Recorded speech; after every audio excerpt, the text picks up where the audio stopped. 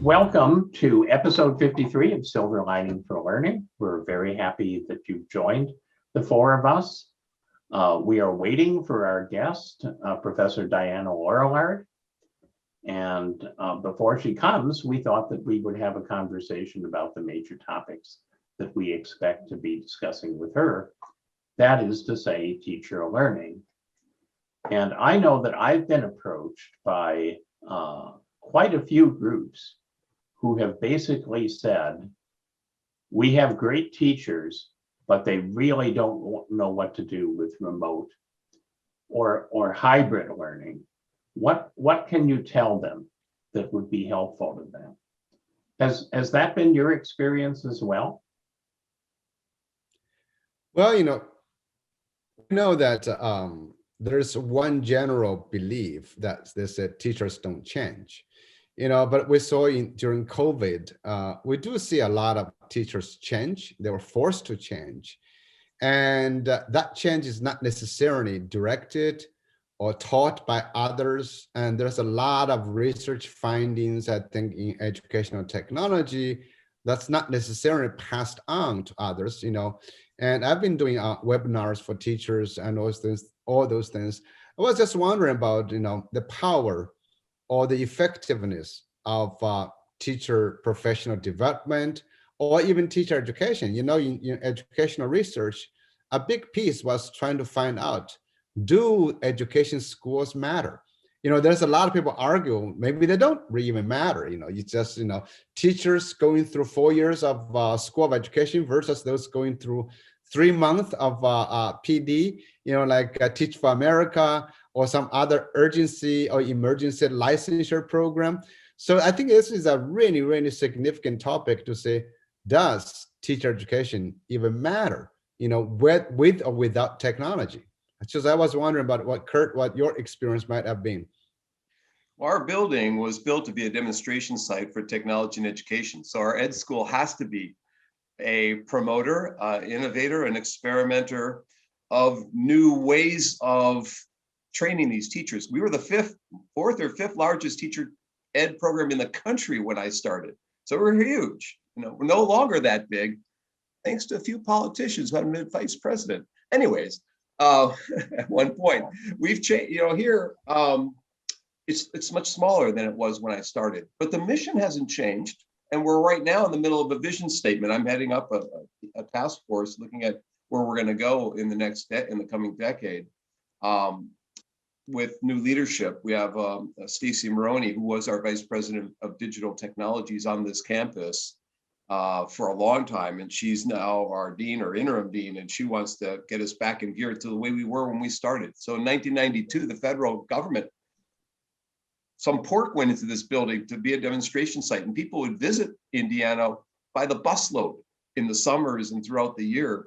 It was a fascinating place to work. So we had a number of programs. Tom Duffy started, Sasha Barra, Marty Siegel, other people had created for teacher training, having labs, virtual labs in the 1990s, having reflections, having teachers be able to be trained through practitioners who would have very short videotapes that they reflect on how they met the standards, the state standards, and how they didn't meet them, and so forth. There were a number of those kinds of experiments that were going on here in the mid to late 1990s and early 2000s. So we were ahead of the ballgame, ahead of others in many ways. I don't think that's been the case, though, since about 15 or so years ago. I think we haven't kept pace with innovation in teacher training. And now we're starting to, here at Indiana, start to rethink and revision how different new ideas. And so we're at the cusp of that. We just started on that vision statement yesterday, in fact. But that's kind of the reason I'm here at Indiana, is because it was built to encourage faculty to experiment. And so video conferencing throughout the state was funded by AT&T and Ameritech with Cat5 cabling in the 1990s. And we were doing innovative things to schools from here throughout all the IU campuses. That was called Project Athena in the day. And a number of our teachers took advantage of that and were trained in project-based learning, problem-based learning techniques that were being experimented with by Tom Duffy, John Savory, and others in the 1990s and early 2000s. I'd say we were a leader and an innovator. We need to catch back up to where we were at one point in time. And we can, and we will. Zhongye, how much is teacher professional development emphasized in China?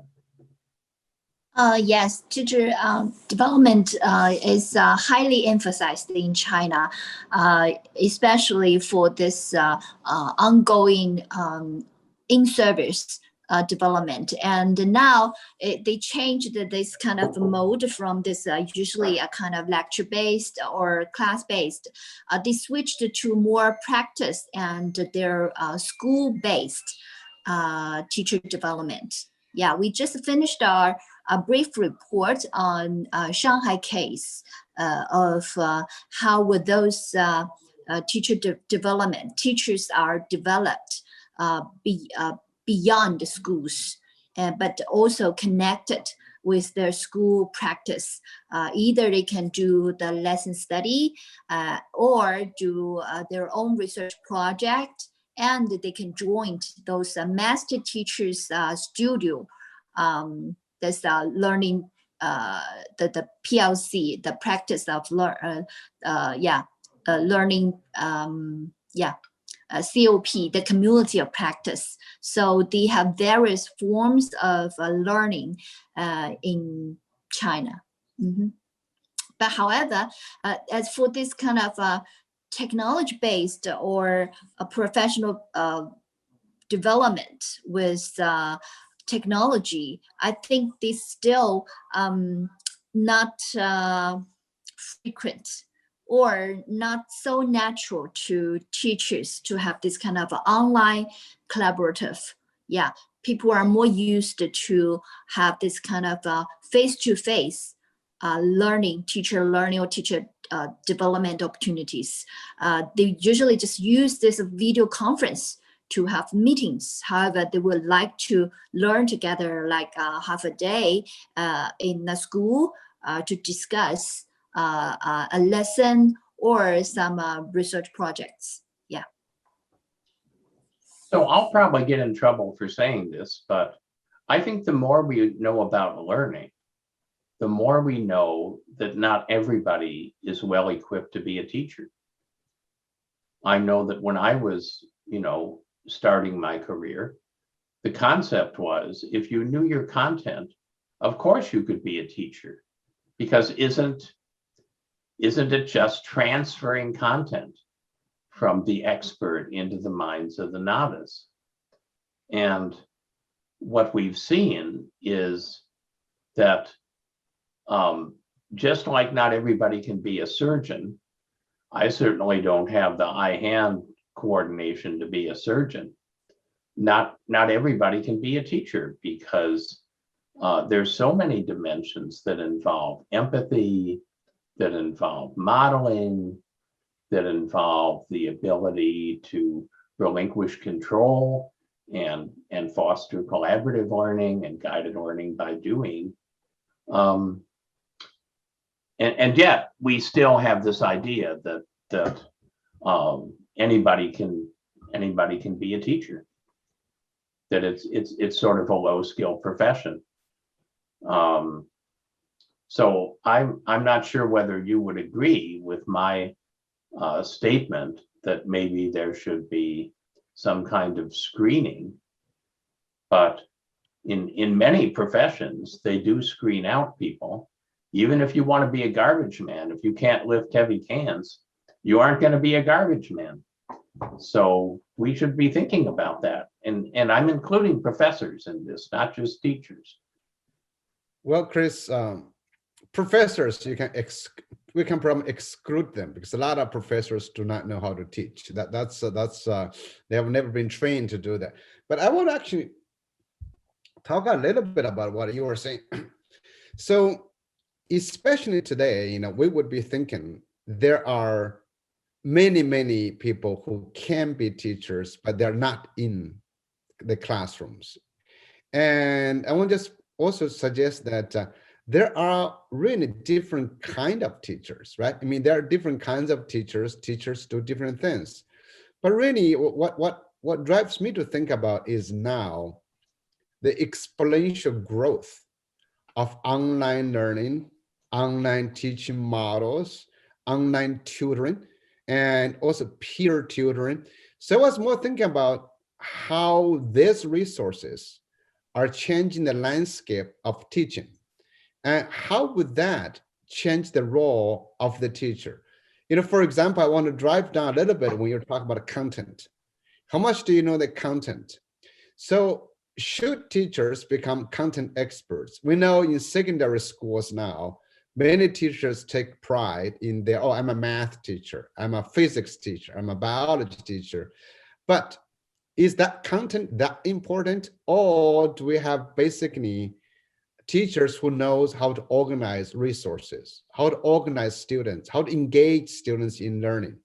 I remember 2 weeks ago when you made a presentation to China on YEE, you showed those gamification environment. You showed students engaged in essence, teachers were more supporting, but they were not teaching.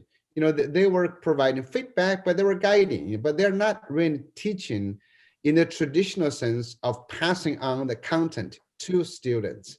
So that's actually what I think maybe we are at, we're in a new age. We may have to rethink about content knowledge, not nearly as important as pedagogical knowledge and guiding students. Shania, so you're nodding. Do you have something Yeah. to add? Yes, I would like to follow your sharing. That is, I would like to share the two observations in Chinese schooling system. One is from this kind of a formal schooling system. Actually, we just divided the teacher's task or divided them, differentiate them either horizontally by subjects or vertically by their seniority.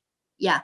This is just a very clear differentiation. So we do not have any other division of labor or other criteria of division of labor of what teachers could do. Yeah, I think this is very traditional. But however, in our this is an out-of-school tutoring system, the private tutoring system, we can see those teachers have already been differentiated. They have very different roles. Like some would be a kind of a mentor between student, teacher, and parents. They are kind of a contact person, and some would be the only design, the curriculum design. Some would teach the math course, and some would be do this kind of a more small class teaching.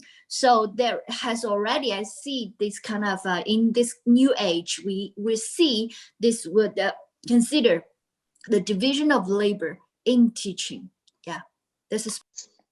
I see we have a number of questions coming in. I want to make a comment before we might go to some. Thanks everyone for putting those questions up. Thanks Robert and Will and Melissa. There's a running joke in China and in the US that a pilot at Indiana University or at Harvard or at Kansas might be 100 people or a couple hundred people in the study. In China, it's 75,000 teachers is the pilot, and you can get a lot of data that way. But going back to the notion of the teacher opportunities for professional development, teacher opportunities in general are exploding. And so you watch some of these people who might be laid off are finding alternative routes to get an income through teaching as an adjunct, teaching as a tutor, teaching in these expert cafes, teaching in VIP Kid in China, teaching English to the kids at VIP Kid. And there's many of those VIP Kid kinds of sites or services today, and because there's a large population in China that has an income now to supplement and provide English training for their sons and daughters and for themselves. So, professional development is not just for the traditional, regular, what we call teachers, but for the people who are providing these adjunct or ancillary services, supplemental services that might help people ramp up if they got behind or get ready for college. Like the Nepal kids were a case in point. They were learning on their own, self-directed, but there's people offering their services online. To look at ASU we're providing that freshman global academy at one point, trying to ramp kids up to get them ready for college or and so forth. So many different avenues to get educated, which provide more opportunities for teachers to have a role in society. As Young said, some of us are really good at organizing and planning the contents out, not just at the delivery of such contents. So we become curators of knowledge. Well, what happens when Young and I and Chris and Chang'e are the curators of knowledge? Who delivers that? Or does it need to be delivered? Or are people going to be self-directing within the contents that we provide, or that the spaces for learning that we provide those communities and so forth? I don't know. I'm rambling on. There's a lot of questions on the side. I see some heads nodding, so I'll be quiet for a second. Well, I want to address the comment that Bob Nelson, who I've known and worked with for decades, raises about teachers learning in the context of schools. And it's interesting to note that you can't become a doctor simply by going to medical school. You then have to be an intern in a hospital, and then you have to be a resident in a hospital. And it emphasizes the fact that you're not just meeting with patients in your office, you're part of a larger system. And you don't fully understand that system on the basis of classwork. We don't really honor that so much in teaching. Yeah, you have student teaching. In fact, it's an interesting to speculate if now there's going to be a lot of remote learning and hybrid learning. Should you have an internship, if you will, being part of a remote learning classroom or a hybrid learning classroom before you're turned loose, so that you understand something about how to do that. So Chris, and everybody, so let me push a little bit of this idea to say, since we are talking about silver lining, we're talking about new things. And I just heard from Diana. She says she's on her way. So okay, good. So but I want to push this, whether she's here or not. I want to think about the idea about mass education. So I was reading this book. It's called The Future is Faster Than You Think.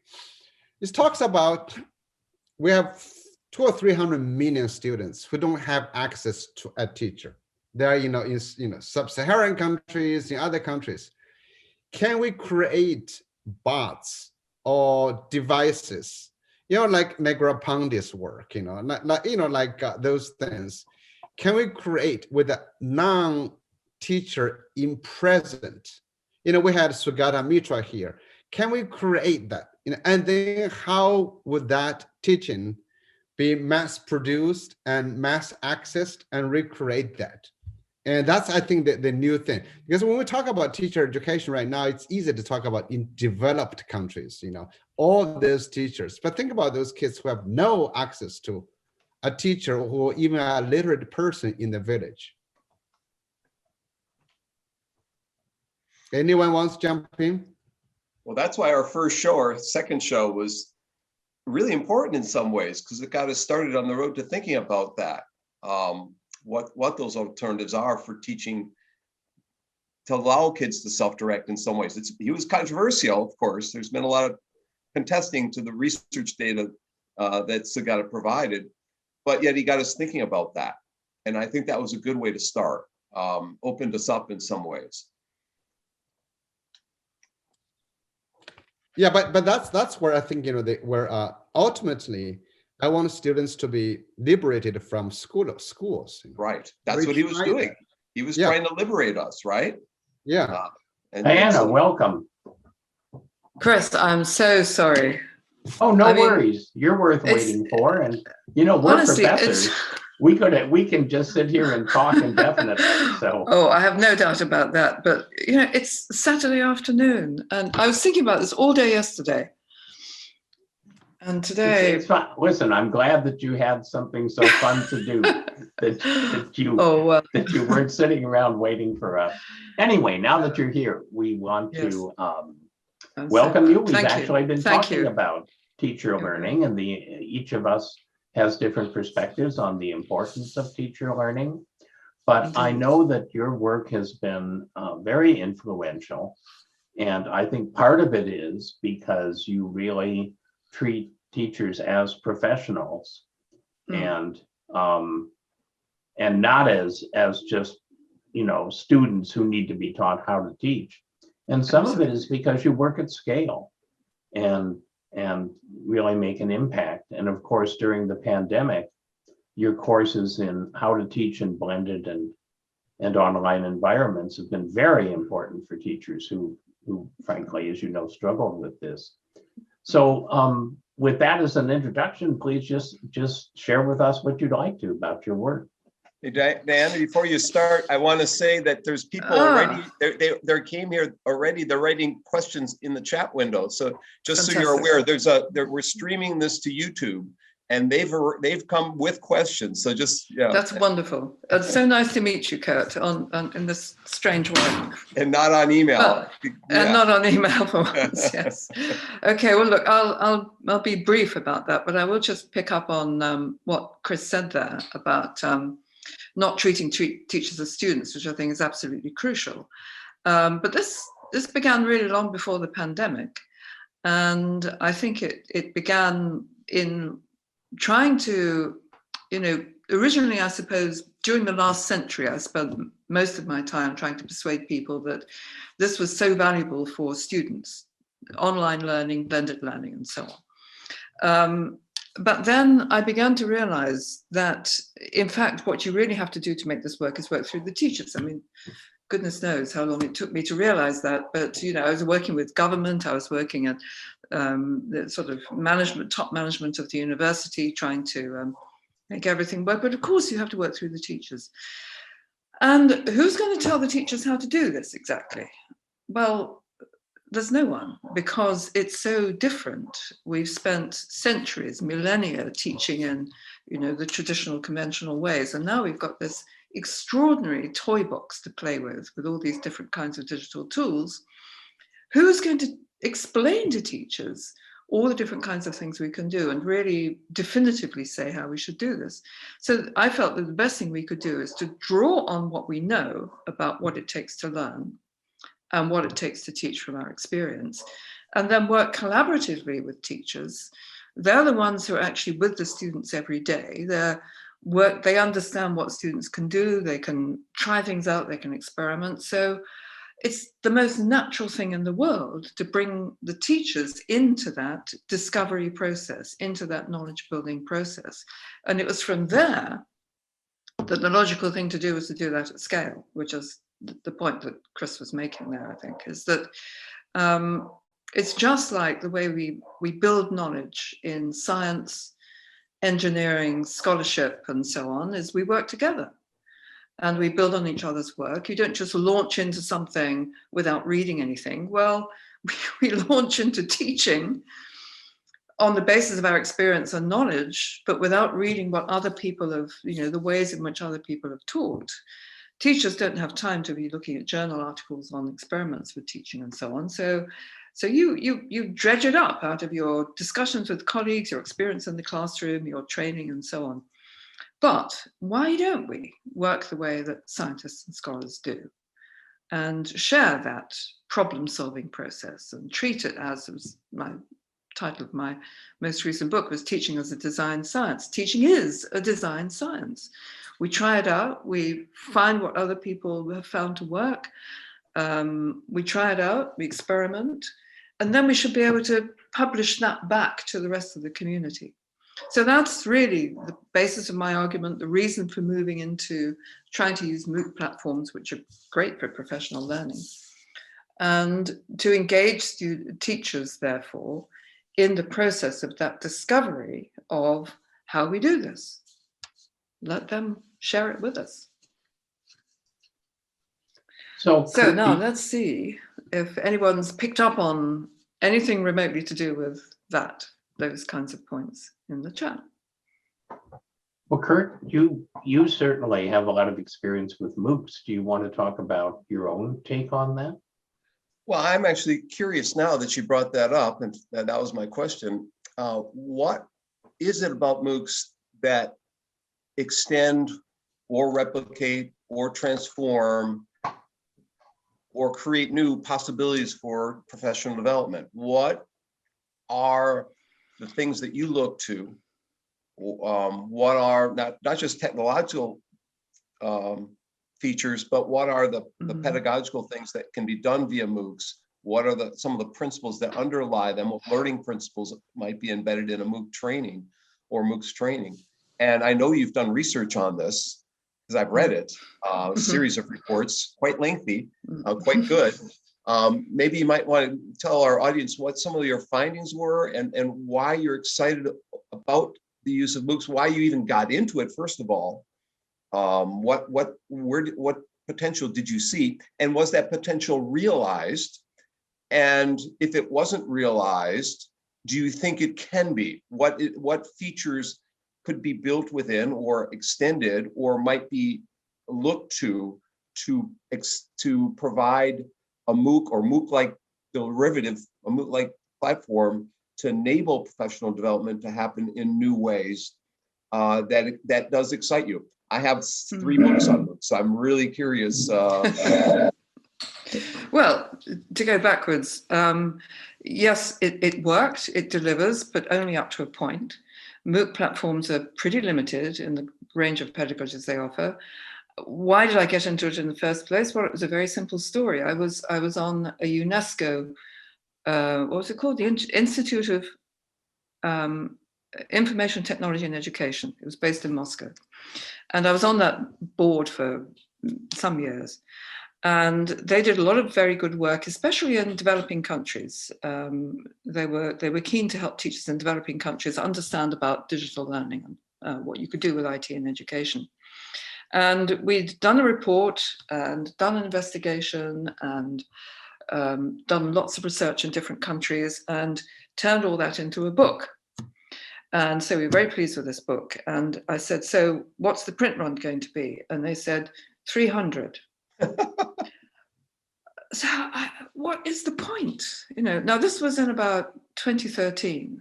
And I said, why don't we make it into a MOOC? And everybody said, what's a MOOC? Of course.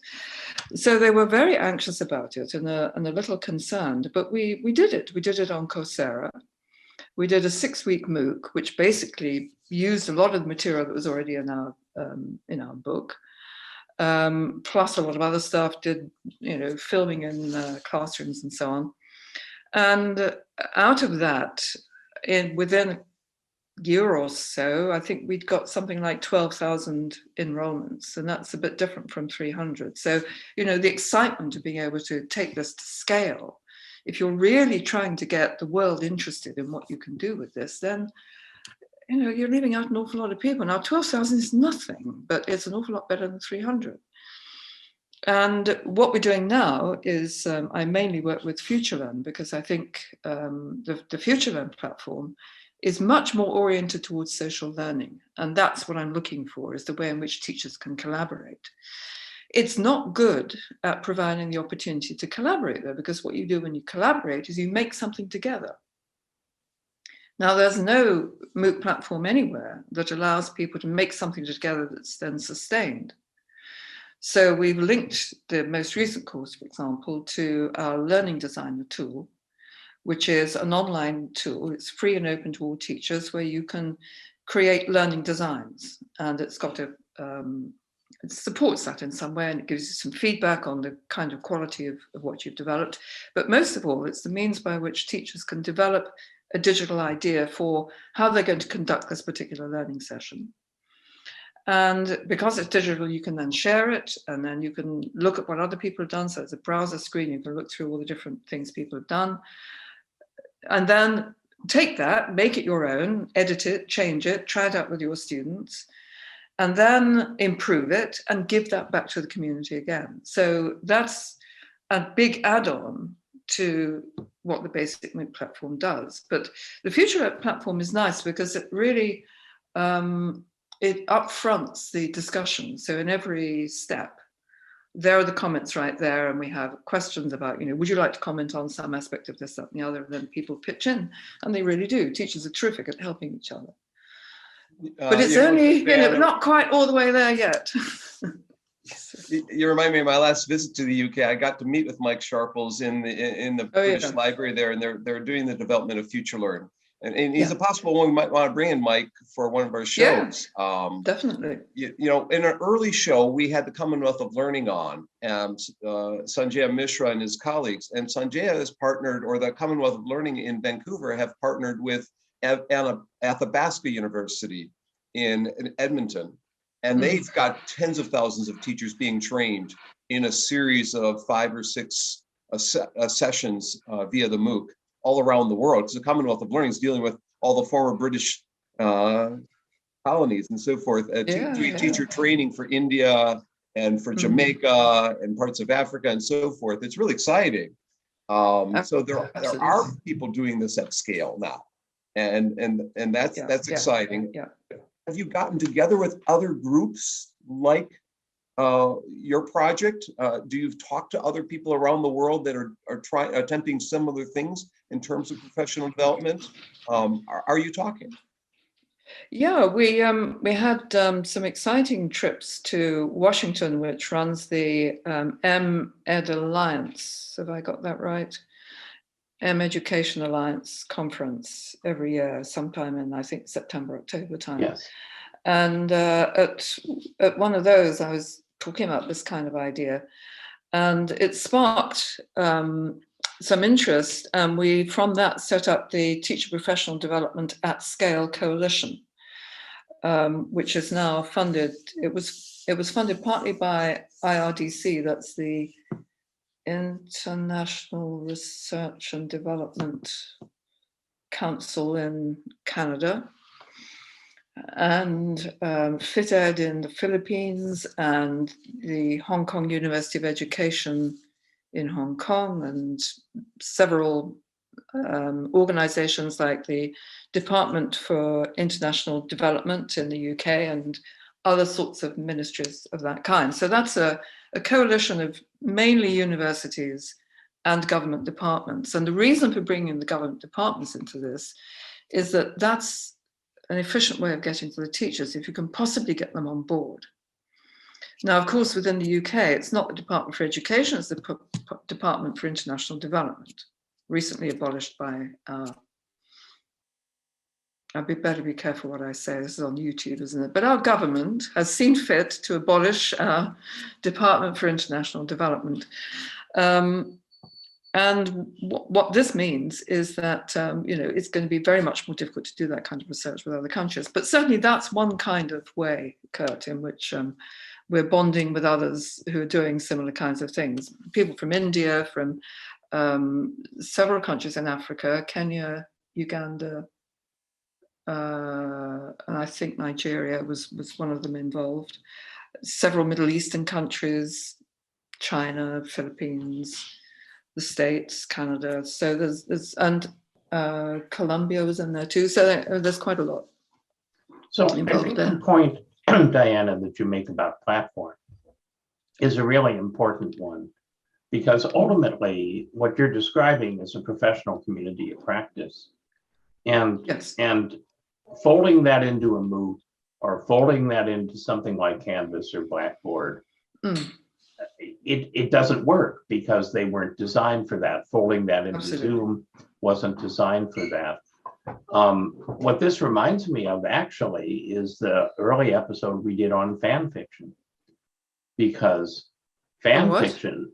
Like, fan fiction. Yeah, because as crude as those platforms are, they are about people creating something, in this case, fan fiction, and then other people in the community providing feedback on it, repurposing it. We see the same kind of thing with languages like Scratch for young kids. Yeah. It's a community of practice in using Scratch and sharing code. And it just seems as if every time I read an article about universities developing new platforms, they all sound like it's just sort of a combination of Canvas and Zoom. Yeah. Or a combination of Coursera and Zoom. And it's really sad. I don't know what it's going to take. I do agree with you. I think it's very sad that education has really been neglected. You know, most of what we use, the tools that we use, have been created for business or leisure or the game industry or something like that. And what we've got is, you know, Blackboard and Moodle and all the rest of them, which are just so kind of naff in comparison. Is naff a word that make you understand? Is that terribly British slang? But it sounds like what It's it is, British. right? It's onomatopoeic. It's British, but you know, I mean, it's just naff. You know, it's just they're not good enough, those things. And if only we had something like these glorious multiplayer game platforms, which I know nothing about because I'm not a gamer, even though I love the idea of bringing gamification into the way in which we do education. But that's what we need. You know, we need something much more sophisticated to enable brilliant teachers to share something. Now, the fan fiction sites and Scratch. Well, Scratch, I understand, of course. I mean, the great thing about that is that you make something and you share it. Scratch enables you to do that. And from what you say, Chris, the fan fiction sites enable you to make something, share it, other people contribute to it. You're collaborating, right? That's what teachers need. So Diane, this is Yong Zhao. Nice meeting you. Hello, Yong Zhao. Nice to meet you. Thank you for being here. So what Chris' question got me thinking. You know, I've been really imagining global learning systems for students and teachers. And today, technology makes that possible, but governments don't. Governments like to fight with each other, you know, to put tariffs on sanctions on. So I'm actually got one question for you to think about is to say what, you know, whenever we run into teachers who are in, you know, or fan fiction or similar places, they're leaders. It looks like they were not developed by us. Many teachers have run into, they have good ideas to start with, then they look for researchers to be insightful. I was just wondering about, you know, other teachers, some of them are just more innovative, who wants to drive the educational change with or without our triggering them. And so I was just wondering about your observation, Rainey. Well, I think that's what we see sometimes in the MOOC that we're running. And the MOOC that we're running at the moment is called Blended and Online Learning Design. So it's all about pedagogy and uses the learning designer tool that I mentioned for teachers to share their pedagogy. But because of the discussions, you can see people coming into that process of discussing, arguing, helping each other, and so on. And they are so engaged and so welcoming of any ideas that anybody's prepared to share with them. And then they take those ideas and they really run with them. And so they'll come back and say, well, I tried that out and it went brilliantly. You know, that thing, I couldn't believe what the students were doing, things like that, which then engages other teachers. So at the end of each run, this is a 3-week course, what I do is to ask people if they'll be prepared to come back as alumni into the next run as mentors. So they then engage with the students with the participants in the course. And they're enormously helpful because they keep those conversations going and they reflect on their own experience. They are unquestionably leaders and innovators. And what I'm grateful for is that they find something in this course that is of value to them because they've already been thinking about this stuff themselves for a long time. So there's masses of people like that out there. And then there are those who are dead scared of the whole thing and, you know, barely dip a toe in the water. And for them, they're not going to come into an online MOOC at all. It's only going to work if those leaders then take something into their own school, university department, whatever it is, and say, look, here's the thing, why don't we work on this together? And then bring, you know, scaffold them through that process. So there's many millions who are like that. But there are those, you know, the leading innovators who you really need to be working through to help you with that process. So Diana, if you can look at the chat, one of our participants, Melissa, has a very interesting question, I think, as well as some comments about teachers and design.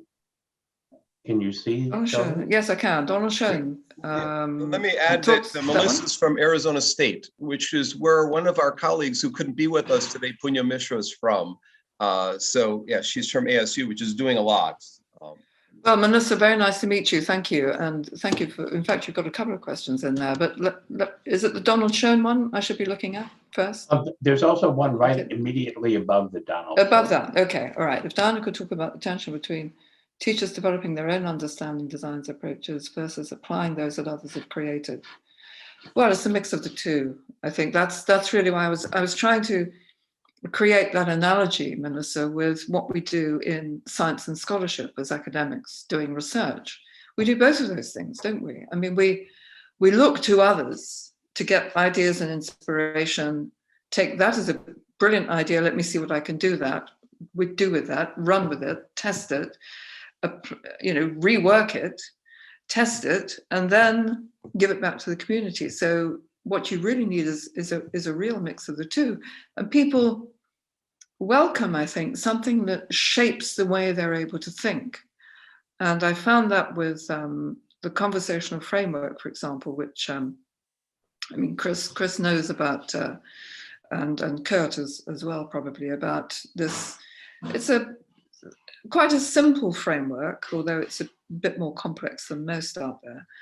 But in terms of the complexity of the teaching learning process, it's very simple, draws on a lot of research and tries to shoehorn all of that into 6 different learning types, which we think about in terms of the relations between teachers and students and their peers, and both thinking about concepts and practices, putting those concepts into practice and the relationship between the two.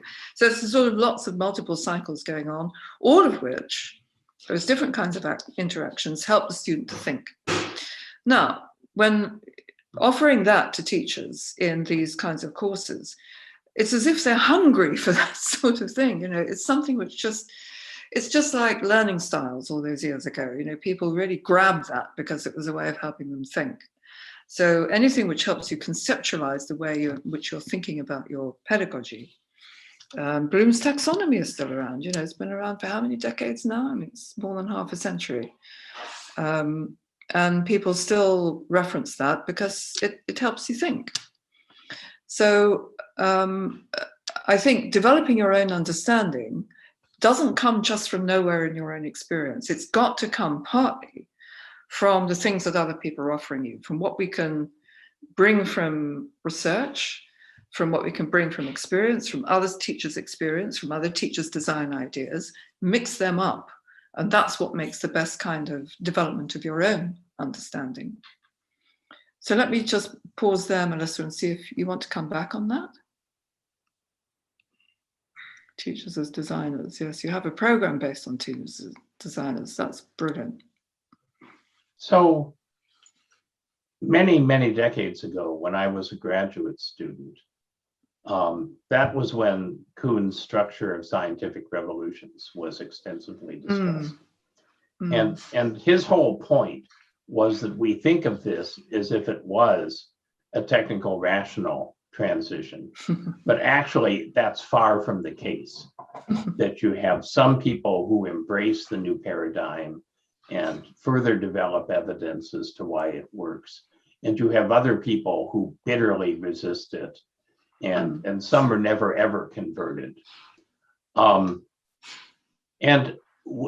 the knowledge that we have today about learning and the mind, I think, is almost diametrically opposite to what I was taught when I was in graduate school about instruction. And so it is cumulatively some kind of a big paradigm shift. And unfortunately, I think we also see what Kuhn would have predicted, that there's a whole bunch of people who don't want to believe it, or maybe they'll give it lip service, but they don't want to practice it. And now just say which paradigm is the one that people are resisting? I think that the concept that people construct knowledge around the edges of what they know, sort of teaching by telling and learning by listening, is the old paradigm. And all the different forms of active learning and collaborative learning are the new paradigm. And teachers, the kind of teachers who participate in your communities, I think, really get it. But I'm not sure that if we set up a community of teacher educators, you would find the discussions as enlightened. In fact, they might well agree. Be the old paradigm. I absolutely agree. And I mean, I'm in the best place to test that out because I work in an institution of education at UCL. And that's where, you know, the place is full of teacher educators. And they have not embraced, for example, the digital world at all, hardly. I mean, most of them have not. And I mean, I think a bunch of us who've been in this field for a long time have always recognized that the education department of the university is the last to recognize it, apart from the mathematicians. Mathematicians took a while, but you know, people in education just resist the whole idea that you can use computers in teaching. Now, that's the great service that the pandemic has done for us over the last year. It's forced people into realizing that the digital world has a lot to offer education, and students and teachers alike have discovered that. So I don't think you can ever put that back in the bottle. I think that has now changed the way that people think. And because of that, you've then got to give a lot of credence to the idea that we've got to figure this out now. We've got to work together. And it's not just something kind of handed down and that is you know, disseminated to you in your teacher education process. It's something that we build together. So the world is going to look very different. The problem is that I worry that there is a huge vacuum, really, in terms of what there is for helping teachers get through this and discover it. And this will attempt to be filled by the big corporate IT companies who will say, don't worry, we can sort education for you. You know, we know how to do this. We've got AI. And that's not the right way to think about it. And so we have another audience question from Amar. yeah. And he basically says, what is your advice about making online PD work? And how do you evaluate whether it's successful or not? Because of course, all of us got very used to doing face-to-face PD. Sure. And you're right that the pandemic, one of the silver linings of the pandemic is it's revealed some of the power of online, but it is different than face-to-face. So no question, very different. Yeah. So, which is the question? The most recent one about your advice for making online PD work. Oh, making it work. Well, I mean, I think my fundamental feeling here is that we have to trust the teachers to do the work of discovering how to do online teaching really well. So we make some attempt at doing it, and we do this through the kind of professional development course that I just described, where we're trying to really build a collaborative community, and it's set up that way right from the first step of the course. It uses peer review in some of the steps, which is always very difficult to run in online courses because nobody's got the time to do what it takes to do peer review. So it's always one of those steps where the completion rate drops hugely, but you can't abandon it because we're talking about developing effective and quality online learning and sharing ideas about how to do that. So you've got to build in the peer review process.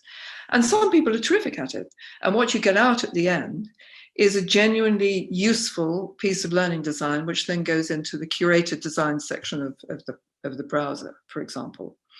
So think of it in that way as a collaborative community, building knowledge and ideas, building new ways of thinking about it. And just be honest and open about it. You know, we don't know how to do this. We have a lot of learning to do. There are many places like the Open University in the UK and places all across the States which have been doing what is called distance learning for a long time. I think that's the worst title for it, by the way. The Open University in the UK some years ago had a slogan that we are the university that comes to you. that's a great way of thinking about it. You know, that's what Zoom has done for us this last year. So there is a lot of experience around, but you know, there's honestly a dearth of that being communicated and nurtured in our teaching profession. And that's why I'm keen on having these very large scale ways of doing it, because there's millions of teachers who are in the process of now having to learn how to do this.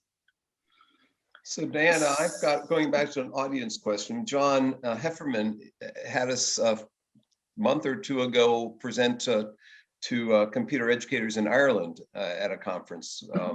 We were the final keynote at it, and John comes every week, and this week he's curious about what you've learned. What have you learned from the start of the pandemic, and did it surprise you? And I'll add to that, what are we learning now? And you work, you're the professor of e-learning in the digital technologies at the UCL Knowledge Lab. What is the UCL? Can you tell people what the UCL Knowledge Lab is, and is it involved in helping train teachers and deal with the current pandemic at all? So No. go to John's question first. John's asking, and then I'd like to get a little bit, to tell us a little bit about where you work and where you're at there. Yes. What have I learned from the start of the pandemic is just how hard it is to convince the world that digital and online learning has a future when you realize it took a pandemic, a global pandemic, to convince people. You had to lock them down and shut them up, shut them away before they realized what we've got here.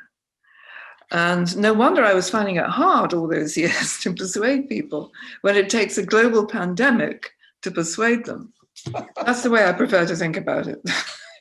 not just the tragedy of it.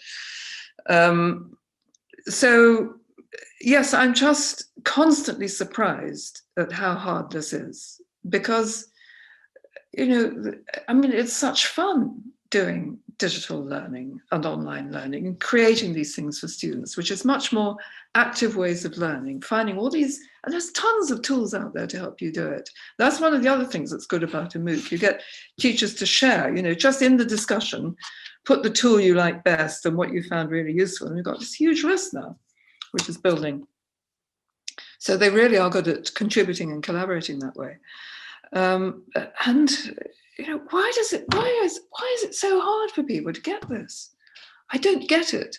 So I'm constantly surprised by that. But you know, just relieved that at last people are paying some attention to it, I suppose. Now, your question, Kurt, yeah. I've now forgotten completely. Well, tell us a little bit about the UCL. Oh, the UCL Knowledge Lab. Well, no, it's only me and my crew who do the teacher development stuff and orient it towards that. Most people are working on a whole range of digital media in different ways, and a lot are working directly with students. So they create tools for students rather than tools for teachers. So it's only my little crew that's really creating tools for teachers. A lot of good work going on there, though. So do take a look at the website sometime. So it's a really nice part of London, I must say. Oh yes, yes, middle of Bloomsbury. Yes. People do visit. Yeah, please do come and see us. It'd be great. Got a nice little bit, and lots of nice little coffee places and wine bars and so on around the corner. It's great.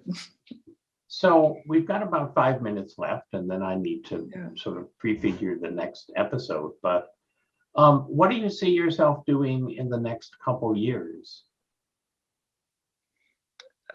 Trying to find out how to do this better, what we're doing now. I mean, making a reality of this large-scale collaborative teaching community, because there's so much promise there. And these, you know, baby steps in these early stages are promising. The big problem we have is getting the word out to all the teachers who need to know about it. And you know, some teachers, quite a lot of teachers in all sectors are online in various ways, but it doesn't mean that they happen to run into MOOCs.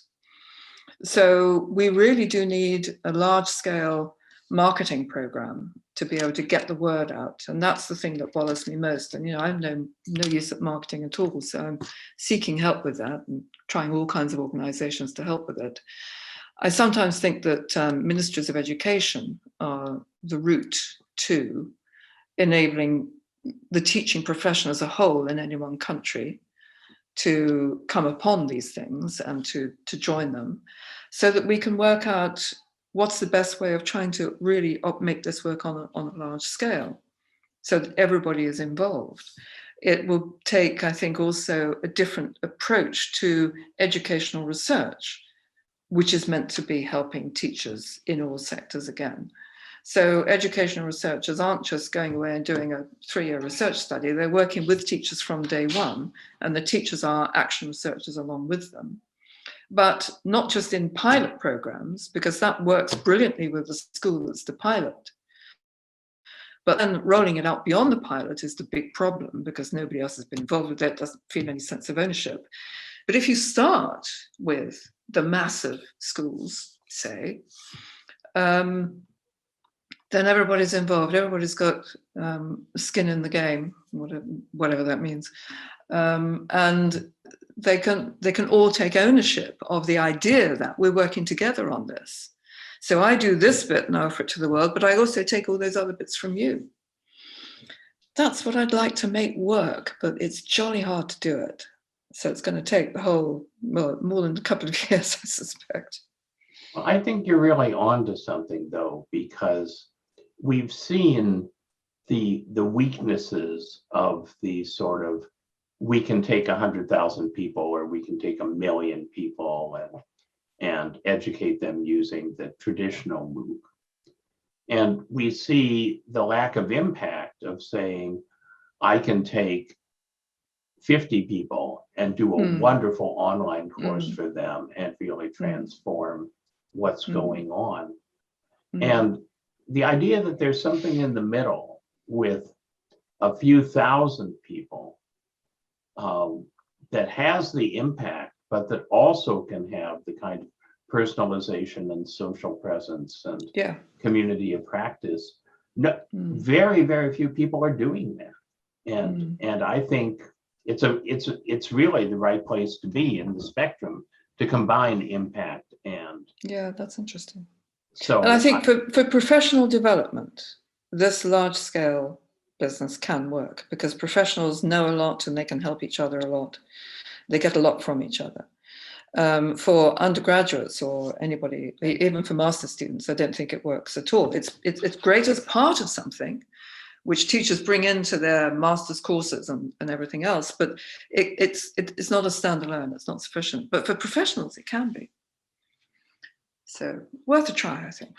Absolutely. I think it's really exciting. I think it's addressing, as I said, this kind of sweet spot in terms of where we need to be. And I think beyond publicizing that this issue of a platform that's actually designed for it is really crucial. So Jan, Kurt, you have quick things before I just want to jump into. I have one quick comment. I love this. This is about the design part of it. I'm really hoping that Diana and somehow we can make this truly a global, like with a lot of micro design communities and possibly involving a diverse. That's really what I'm really hoping smart people like you, we can all work together. Use the pandemic as an excuse to get people online. That might actually work very well. But again, it can be tremendously challenging. I know how people are more local and people are busy getting back to normal, which we will lose all the remote learning, online learning we created. Chris, back to you. Sorry about that. I do have a comment, Chris. It does remind me of Tapped In the old days with Mark Schlager and the folks at SRI. They were coming up with a set of principles for creating communities of practice online. You have to give to the community and get from the community. Have a sense of history and identity within that community, shared practices, all that. There are a whole bunch of things that we didn't find out about. There are a whole slew of dissertations done on communities of practice, and we need to take that knowledge and find its way into creating these smaller, mid-sized MOOC opportunities. Well, in our research in Southeast Asia, in Indonesia and in Malaysia, that's what they do. They have about 1,000 people in professional development MOOCs, and they have meetups. So they have some live sessions as well as most of it running online. So that's why I was talking about earlier. We need some shared practices across Athabasca University and the folks in Indonesia and the UK and to find out what is working. And so that it may be a region or maybe some kind of a symposium to share those best practices. Very good. Well, actually, just one last point there, Kurt, because somebody asked me about how you evaluate these at one point, and the evaluation framework we use for our MOOCs is Etienne Wenger's value creation framework, because it's just what you need. It's very challenging at the upper end of the realizing and reframing types of value, but it works. It works extremely well, and it's always pushing us to think harder about how we get the reframing to be done, which is what we need, because when you're thinking in a different way about your teaching and the way your institution is organized. So yeah, we should get together on this. And if Yang Zhao, I don't know where you are, but I'd love to follow up on that. Yes. I'm at the University of Kansas and the University of Melbourne, but I live now in Oregon in the US, so I'm not at any one place. But anyway. My goodness, you have a complicated life. Okay, well, at least you're I would love to get together. I come to the UK sometimes, but thank you. Yeah. Fantastic. Great. Well, then we would. So, Diana, we want to thank you. Yeah. This was wonderful, and we're happy to help you publicize, Thank you. value of this approach. Next week, quickly, episode 54, some colleagues whose work I'm very familiar with in immersive learning, Jeremy Bailenson and other colleagues he works with, are going to talk about how virtual reality can be used to involve the public in the crisis of ocean acidification and try to get people in the water, if you will, about making a difference with that. So please join us next week at 5:30. And thank you for coming to this episode. Thank you. Thank you very much.